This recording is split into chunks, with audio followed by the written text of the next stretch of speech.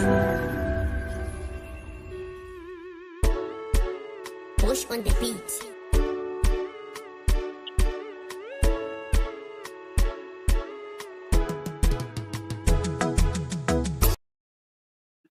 Right, 24 September 2025, and today I am going to be giving you a quick afternoon update. And normally when you see me in the afternoon, it means something else has happened. So today I want to give you an update regarding what is happening with Mnangagwa's resignation. You saw that we've been talking about what happened in the Politburo meeting, resulting in the dismissal or demotion of Obert Mpofu, and also the things that we say are going to happen in the next few days.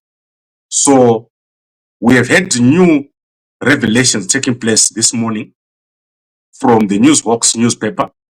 They had someone inside the meeting who has given them a step-by-step timeline of what happened and where the case is. So in short, what this newspaper says is that Mnangagwa's allegations against Mnangagwa and people around him are still in progress. So the investigation is ongoing. Although Mnangagwa has already started making changes, there is actually an investigation right now on Mnangagwa that is taking place. And that investigation is being carried out by 5 people who are called the top 5 of Zanu PF. So as it stands right now, Mnangagwa allegations against him are still being investigated and it's not yet concluded. So the investigation into Mnangagwa by the top 5 is not yet concluded. So now let me take you through what happened at the Politburo meeting. In fact, there were 2 meetings. So there was a pre-Politburo meeting of the top 5, and then there was a Politburo meeting. So there are going to be 3 meetings on this issue. The pre-Politburo meeting, where Chiwenga presented a dossier. After presenting the dossier, Mnangagwa is said to have not responded to it. Instead, he left the meeting and went to the Politburo meeting. When he arrived at the Politburo meeting, he then presented the meeting to the full Politburo meeting. So what Mnangagwa did, Chiwenga did not first of all go to the Politburo with the accusations. So that is the point that I'm trying to make.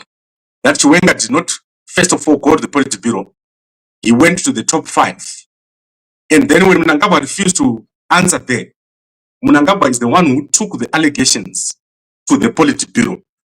Because he then said, on arrival, if anyone here believes that I'm not doing a good job, they must say so, and I'll step down.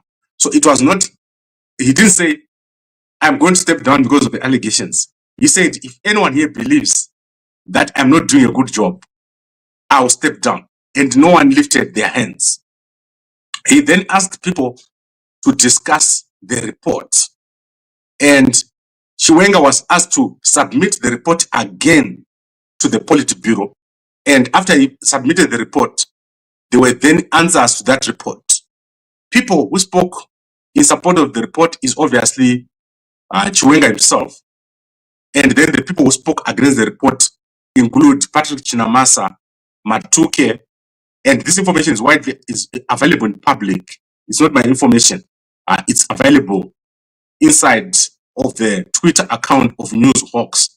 So let me look at who spoke in favor and who spoke against. So if you go to the Newshawks, you see that there's someone called Mashaba, Matuke.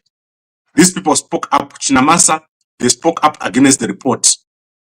They said what Chiwenga was talking about was nothing new, and he was behaving like Geza. So they say that Chiwenga was behaving like Geza. The allegations that he was presenting were as if they were done by Geza. And then Chinamasa spoke in support of Chagre inside the meeting, and Mpofu stopped him. So what is the problem now? Why was Mpofu fired? Mpofu was fired because instead of concluding that these allegations had no substance, Mpofu then referred the issue back to the top 5 of Zanu PF. So that is the reason why Mpofu was fired by Mnangagwa. The fact that he, instead of killing the dossier, Mpofu then said, let this issue go back to the presidium for discussion, or to the top 5. So the presidium of Zanu PF is got Chiwenga, Vice President, and then a whole bunch of people. So I'm actually getting a bit tongue-tied here. But what I'm saying is the top 5 of Zanu PF, this report, instead of being killed inside of the Politburo like Mnangagwa wanted, it was then sent back, and Mpofu kept minutes of this discussion. So the minutes of that discussion have been kept by Mpofu. And that is why he was sacrificed. He was sacrificed because he did not kill the discussion inside of the Politburo. So where are we now? Currently, we've got 2 matters under investigation. Firstly, the issue of shareholding of Zanu PF. So how many percent of Secunda is owned by Zanu PF? That is subject to discussion.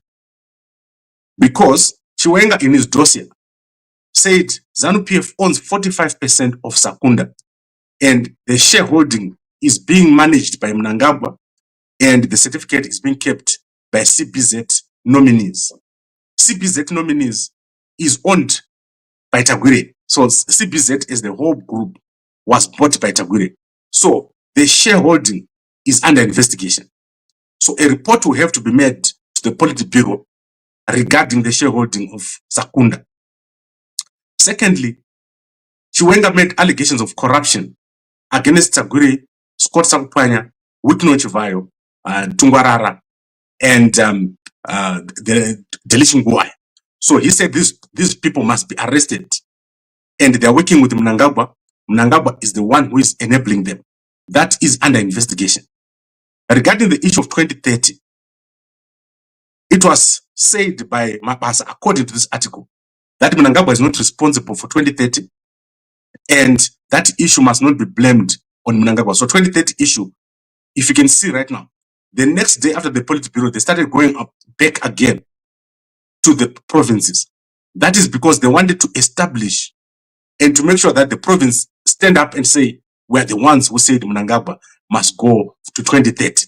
So the issues currently under investigation is, one, whether Zanu PF owns 45% of Secunda, and then secondly, the corruption allegations against Mnangagwa and the Zviganandas. So are they going to be arrested? The outcome is going to come from the presidium. So these 2 issues are still under consideration. There is a minute inside of the Zanu PF Politburo meeting, minutes that say Mnangagwa was said, if I am not managing, I must resign. That minute is there. So if you have the minutes of the Politburo, you'll be able to read a line that said Mnangagwa said, if I'm not doing well, I'll resign. Chiwenga said this, and then the conclusion was that this must be sent back to the Politburo. So in the history of Zanu PF, we are going to see the dossier. It's going to be in Zanu PF minutes, and then you're going to see in a formal report must then be produced. And the offer by Mnangagwa, if it's found, these people are found guilty, and if it is found that Zanu PF owns 45%, and Mnangagwa has been managing the assets of Zanu PF outside of Zanu PF structures and using the money for corruption purposes, then that is to under investigation. I don't know how it's going to go. As I said to you, we didn't have this information. We only have that information this morning. So that is what we have. The full events that happened inside of the Politburo meeting of Zanu PF. There were 2 meetings, one before the Politburo, outside of the public, where Chiwenga made the accusations. He didn't first of all go to the public. And then the second meeting, after Mnangagwa walked out of the top 5 meeting, he went to the Politburo, and then he raised the issue there and said Chiwenga must come and present. So it is Mnangagwa who called Chiwenga to make a presentation at the Politburo. It was not Chiwenga's original intention to make a presentation inside of the Politburo.